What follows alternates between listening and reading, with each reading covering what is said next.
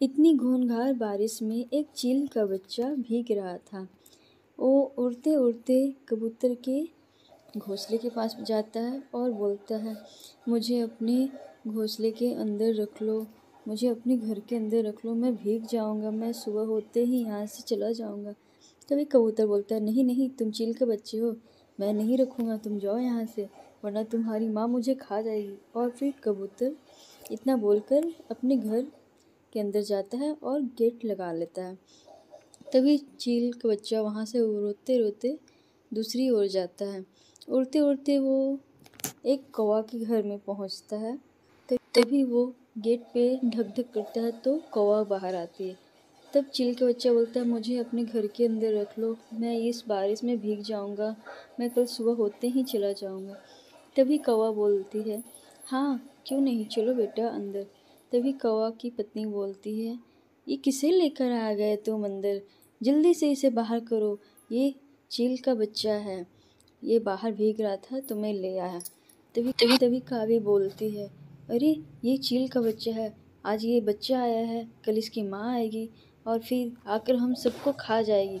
नहीं नहीं, इसे बाहर करो, इसकी ज़रूरत नहीं है, इसे बाहर लेकर जाओ। तभी चील का बच्चा रोने लगता है और बोलता है, आंटी मैं कल सुबह ही चला जाऊंगा, प्लीज़ रहने दो।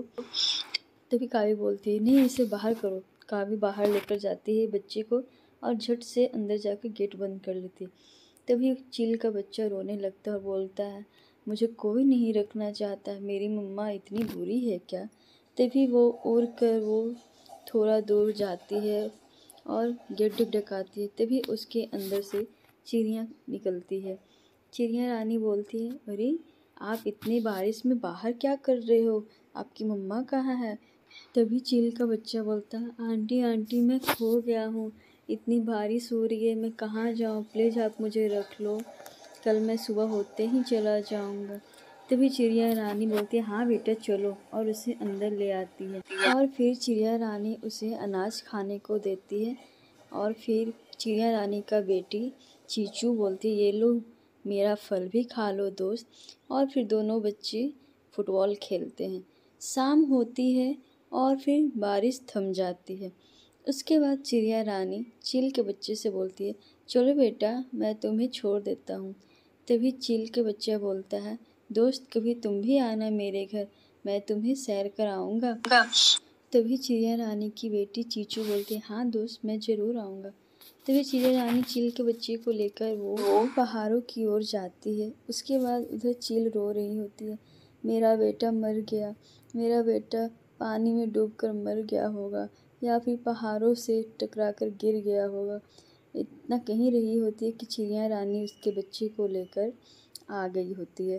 तभी चील अपने बच्चे को देखकर बहुत खुश होती है और चिड़िया रानी से बोलती है, तुमने मेरी बेटी का जान बचा दिया, शुक्रिया मैं अदा कैसे करूँ, मुझे समझ नहीं आ रहा है।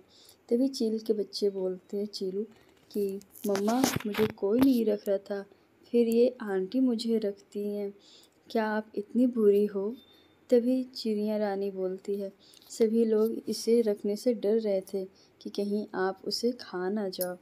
तभी चील बोलती है, अब मैं क्या करूं, चीलू को क्या पता कि हम लोग को पेट भरना होता है मांस मछली या फिर दाना कभी कभी, अब ये बड़ा हो तब तो जाने, अब हम क्या कर सकते हैं। तभी चिड़िया रानी बोलती है, अच्छा ठीक है मैं चलती हूँ, वरना कहीं भूख लगने पे मुझे ही ना खा जाओ।